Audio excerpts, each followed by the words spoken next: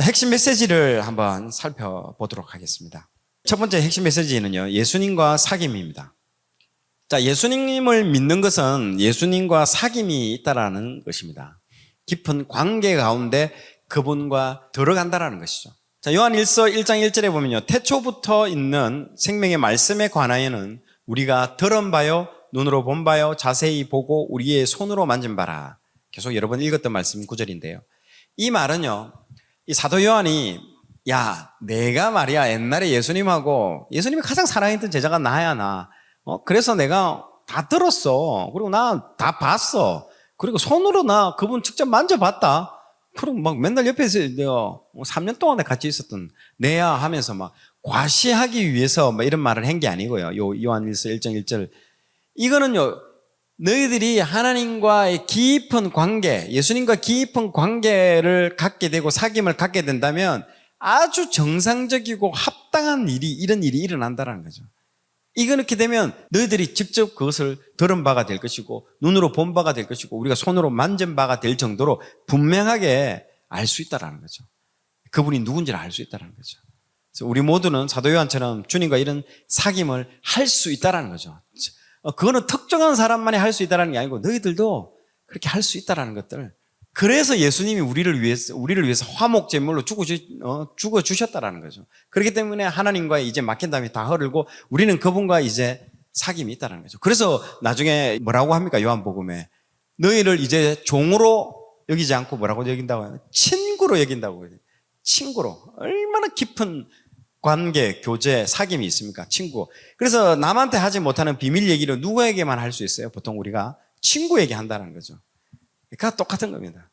우리에게 그런 비밀스러운 얘기를 다 해주신다는 거예요. 그래서 요한일서 1장 3절에 보면요, 우리가 보고 들은 바를 너희에게도 전함은 너희로 우리와 사귐이 있게 하려 함이니 우리의 사귐은 아버지와 그의 아들 예수 그리스도와 더불어 누림이라. 아멘.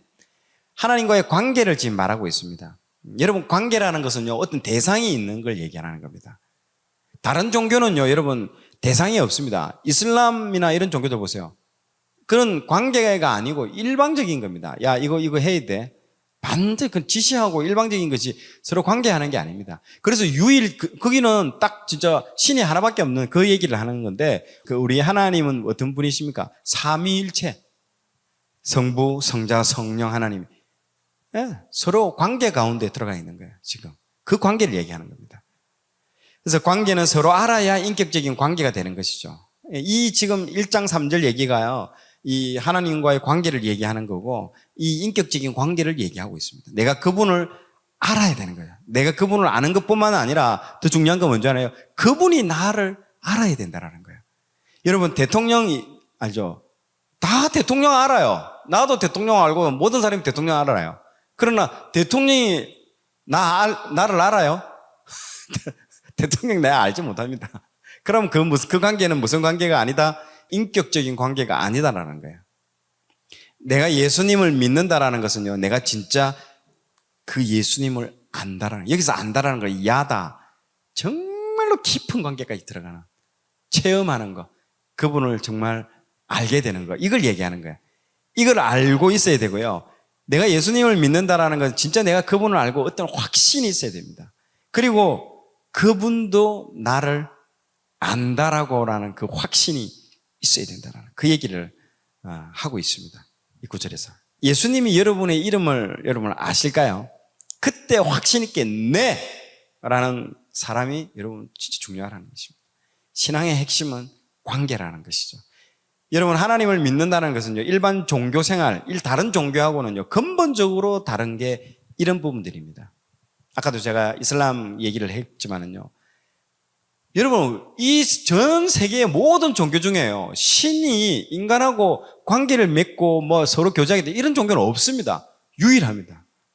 나머지는 그냥 너희들 보세요. 비나이다 빌고 있잖아요. 다른 종교에서 그 신을 믿기 위해서 조건을 딱 제시합니다. 네가 적어도 이 정도는 해야 된다라고 하는 요구사항이 있습니다. 신이 우리에게.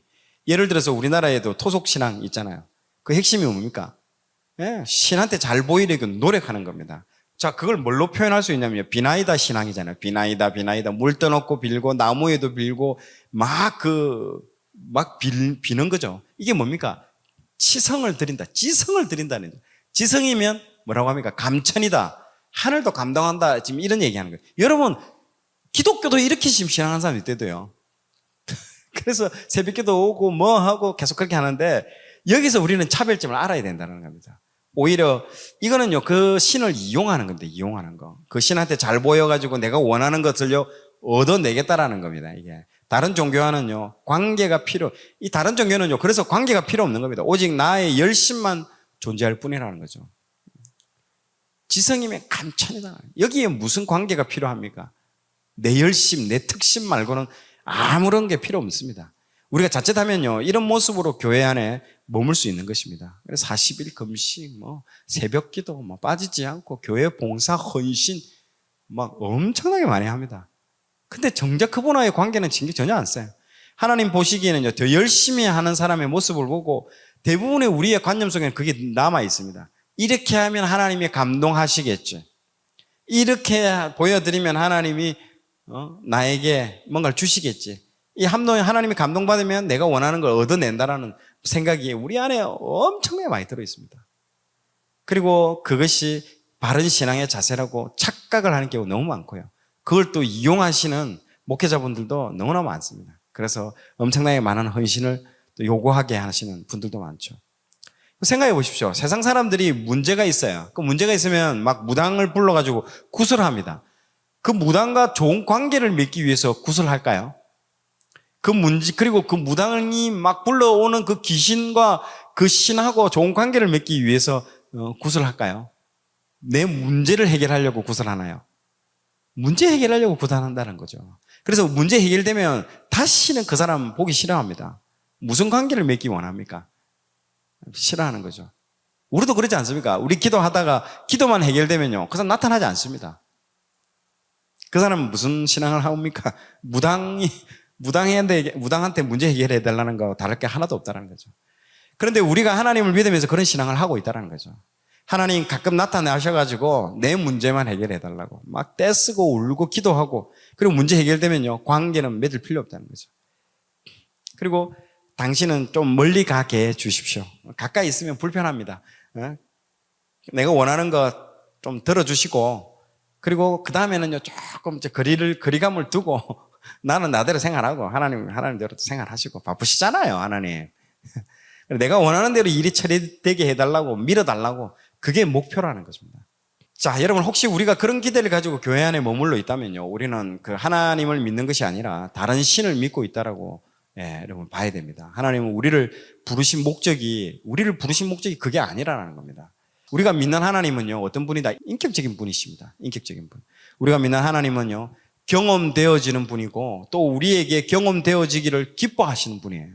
우리와 관계 속으로 들어가기를 원하시는 분이에요. 그것이 우리를 사람으로 만드신 이유라는 것이에요. 하나님이 창세기에 사람으로 만든 이유가 거기에 나옵니다. 왜 나옵니까? 자신의 형상대로 만들었다는 거죠. 자신의 형상대로. 그 이유가 뭐냐면요, 그 관계 속으로 들어가기 위해서, 이제 내가 너희와 관계하기 위해서, 들어가기 위해서. 어떤 신이 그렇게 합니까? 얼마나 이게 피곤한 일입니까? 우리와 관계 맺는 일이 지시하고 따르기만 하면 얼마나 편합니까? 얼마나 편해요. 근데 관계를 맺는다는 그거는 복잡한 문제에 들어가는 거죠.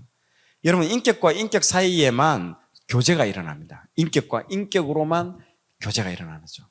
하나님이 우리를 인격으로 만드신 이유가 그것 때문에 그런 거죠. 당신의 성품을요, 그 하나님의 그 고유한 성품을, 그 형상을 우리 안에 넣어주셨다는 거죠. 그 안에 넣어주셨는데 왜 넣어주셨을까? 교제하려고 하는 거예요. 교제하려고. 사귐, 관계. 그래서 계속 얘기해요. 그래서 우리랑 비유할 때 무슨 비유를 많이 합니까? 아버지와 아들의 비유, 자녀와의 비유를 얘기하고, 그리고 남편과 아내의 비유, 두 개가 뭐예요? 그 관계 얘기하는 거예요. 관계. 계속 깊은 관계 얘기하는 거예요. 이런 관계 속에서 사람이 제 가운데서 그 관계가 끊어집니다. 이런 깊은 관계가 있었는데 이 관계가 끊어지는 게 뭐라고요? 죄라는 거예요. 죄. 죄로 인해서 이 관계는요, 탁 끊어지게 됩니다. 자, 복음은 뭘까요? 간단히 말해서 복음은요, 여러분, 관계 회복입니다. 이 끊어졌던 관계가 회복된다는 거예요. 선교도 마찬가지예요. 선교도 넓은 의미, 확장의 의미가요, 예. 이방인 떨어졌던 그 관계들이 회복시키는 거예요. 복음도 똑같은 거예요. 자, 예수님께서 이 땅에 오신 이유도 뭐냐면요. 깨어진 관계를 회복하기 위해서인 거죠. 하나님과 우리 사이의 중간자로서 그 관계 속에서 관계를 연결하는 자로서 계시기를 원하신다라는 거죠. 자, 오늘 내용이 좋았다면 좋아요, 구독 부탁드리겠습니다. 좋아요, 구독, 알림 설정은 콘텐츠 제작에 큰 힘이 됩니다.